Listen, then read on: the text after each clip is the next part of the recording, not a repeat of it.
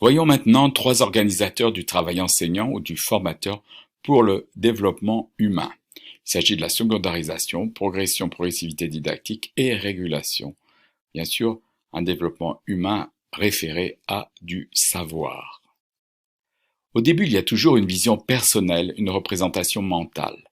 Un enfant comme un adulte possède toujours une vision personnelle, une représentation mentale des notions à apprendre en formation. Même s'il s'agit de notions scientifiques, l'apprenant c'est déjà quelque chose. Un apprenant est déjà un sachant qui possède donc des représentations initiales pré-scientifiques. Celles-ci sont des îlots de connaissances sans cohérence entre elles dépendant de la subjectivité des individus. C'est la traduction en termes fort généraux d'une perception partielle de la réalité. Ces représentations pré-scientifiques résistent au changement. Or, apprendre, c'est transformer ces représentations initiales en représentations scientifiques et ainsi construire le concept. Le concept scientifique fait passer d'une logique perceptive fondée sur les attributs et les qualités, par exemple un corps tombe parce qu'il est lourd, à une logique raisonnée des relations et des rapports. Le corps tombe parce qu'il est soumis à un ensemble de forces que la science physique modélise et explicite. Du passage du pré-scientifique au scientifique, de l'outil à l'objet. Un grammaire, c'est transiter d'une grammaire outil de communication à une grammaire objet d'étude morphosyntaxique afin de maîtriser la langue.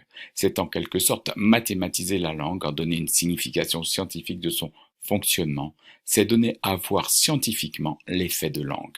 En géométrie, c'est passer d'une perception des objets dans leurs contours et volumes, outil d'appréciation, à un regard mathématisé des objets géométriques avec des attributs spécifiques, comme par exemple triangle, quadrilatère.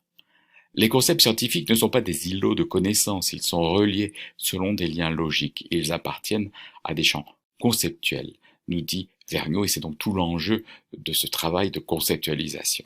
Le passage du pré-scientifique au scientifique, de l'outil à l'objet, est une construction qui exige de secondariser ou construire en objet second décontextualisé et abstrait, nous disent Bautier et Guagou, lequel se pragmatise dans les corpus en des glissements conceptuels selon Clausard. Du glissement conceptuel comme observable de la secondarisation. Le glissement conceptuel est un observable de la secondarisation en situation d'apprentissage entendu comme un organisateur de l'activité de l'enseignant permettant de prélever de l'information pertinente. Il est entendu comme quelque chose qui permet de prélever l'information pertinente sur les avancées et les limites de l'apprentissage des apprenants, des élèves, des étudiants. Il offre ainsi la possibilité d'un diagnostic de la situation d'enseignement-apprentissage. Ce diagnostic permet alors à l'enseignant une régulation des apprentissages et d'effectuer un étayage pertinent, pour lequel il peut se référer à des éléments de progression d'apprentissage, à une progressivité. Ce sont des repères pour l'étayage à partir desquels le professeur peut convoquer des variables didactiques, proposer des facilitateurs didactiques. Le glissement conceptuel est aussi un moteur pour faire progresser les élèves dans les apprentissages précis et contextualisés, leur faire adopter une posture dite seconde. Circulation du perceptible sensible local vers le théorique précis et général. De manière générale, l'apprentissage peut se comprendre dans la circulation d'une perception sensible et locale, chargée de sens et d'émotion, vers une théorisation chargée de généralité, d'abstraction et de précision.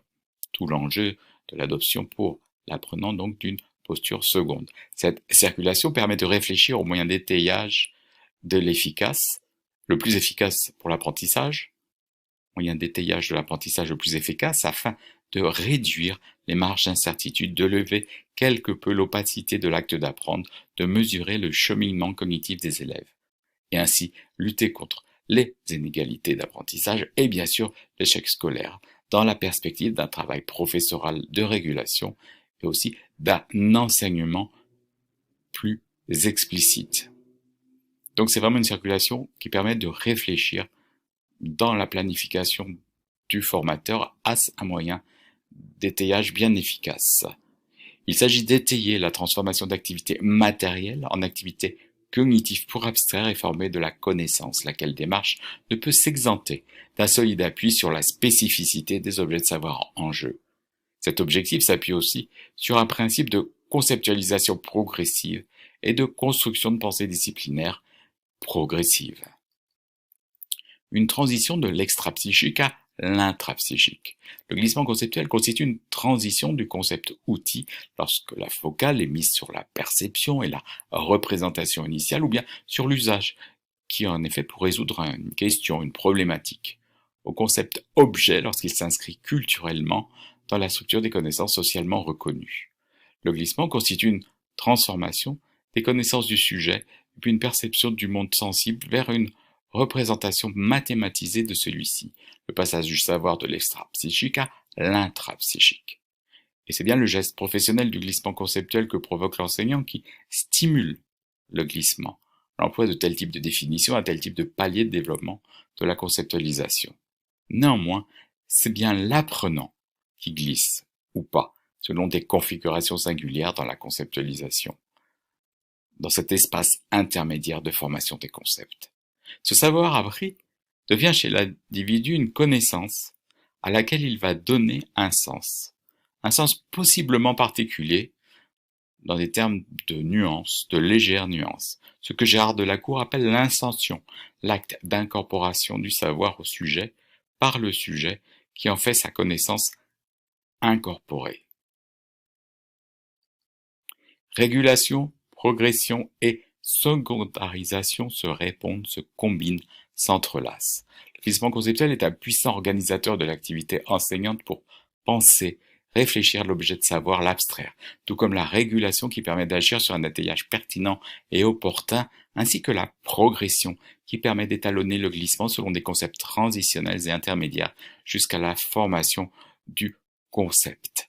Secondarisation, régulation et progression émergent dans le jeu didactique entre la situation d'action sur l'objet de savoir et la situation d'institutionnalisation, pour reprendre les critères de Guy Brousseau. Le glissement conceptuel est nécessairement progressif et renvoie à des strates d'appréciation du savoir en question. Nous avons étudié ainsi les strates de développement de la pensée grammaticale ou de la pensée géométrique. Il convoque des concepts intermédiaires ou transitionnels de formation du concept selon un cheminement plus ou moins spiralaire qui permet la maturation d'appropriation du concept scientifique qui est d'une visée d'apprentissage. Un bon enseignant est-il la personne qui peut accéder à cet espace transitionnel de formation des concepts? On peut se poser la question. Au final, il semble que l'enseignant a tout intérêt à observer cette progressivité dans le processus de conceptualisation. Apparemment, le bon enseignant, s'il existait, autre question qui se pose, peut-on être un bon enseignant face à la complexité du métier?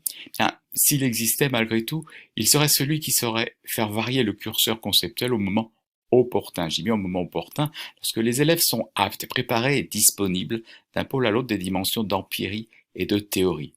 Cela suppose alors une prise en compte de l'espace transitionnel de formation des concepts par l'enseignant, lequel n'est pas objectivable en soi, mais vraisemblablement fécond pour construire des ressources favorables à l'apprentissage, et cela aussi suppose donc de personnaliser l'apprentissage, de prendre en compte le potentiel d'apprentissage des élèves.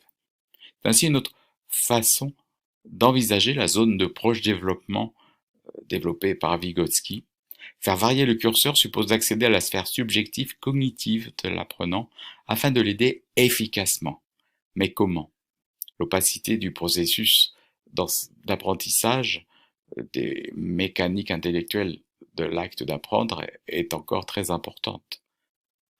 Le bon enseignant n'est-il pas celui au final qui présuppose cet espace transitionnel, qui est confiant dans le pouvoir d'agir de l'apprenant, qui effectue un pari d'apprentissage et de secondarisation, un pari d'éducabilité en quelque sorte, pour reprendre les propos de Philippe Mérieux. On le voit, c'est une question nécessairement encore à creuser et à suivre, mais nous faisons un pari, sur 3 organisateurs du travail enseignant ou du formateur. Nous parions pour un développement humain référé et assuré du savoir autour de 3 pôles: secondarisation, régulation, progression, progressivité didactique. Secondarisation, où l'apprenant va exercer de la pensée, qui peut être régulée un exercice de régulation de la pensée par le formateur. La pensée de l'apprenant sera régulée par le formateur selon des principes de progression, de progressivité didactique. Donc il s'agit bien d'exercer de la pensée pour secondarisation au moyen d'une régulation par le formateur qui va tout faire pour étayer de manière personnalisée l'exercice de cette pensée en fonction d'une progressivité didactique. Je vous remercie.